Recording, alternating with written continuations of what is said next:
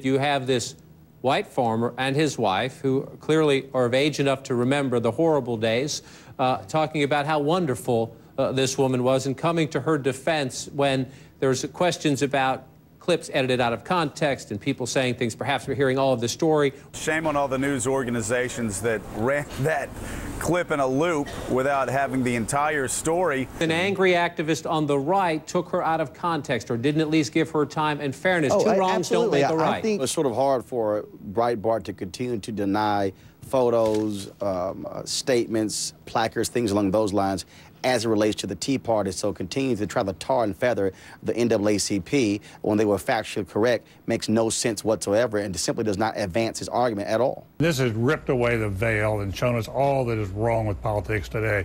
An ideologue injects poison into the internet. Other people rush to judgment so they can on camera, and an administration gets stampeded and commits this travesty of justice. What is needed now? The NAACP has at least had the courage to come back and say we were wrong and apologize. Quote, "We have come to the conclusion we were snookered by Fox News and Tea Party activist Andrew Breitbart into believing she had harmed white farmers because of racial bias. We now believe the organization that edited the documents did so with the intention of deceiving millions of Americans." What can you tell us? What can you tell us about Shirley Sherrod, a woman who has been described by many around the country today as using institutional racism against you, sir? I say they don't know what they're talking about. I tell you what, I never was treated no better, no nicer, and looked after than Shirley. She done a magnificent job. You tell me as a reporter how CNN put on a person today who purported to be the farmer's wife.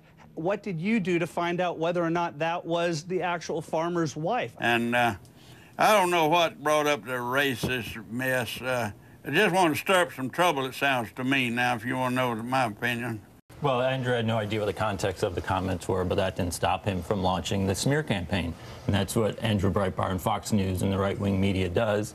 And they've been doing it for a long time, and it's sort of ugly and contemptible. And if he had any decency, he'd apologize to Shirley Sherrod. And he'd also stop with this incessant race baiting that we've seen all summer. Any second thoughts for you?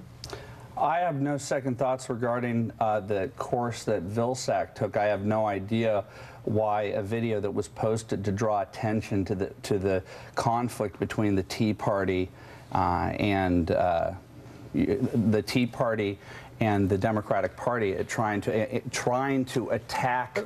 But let me just stop you there, because your original column said.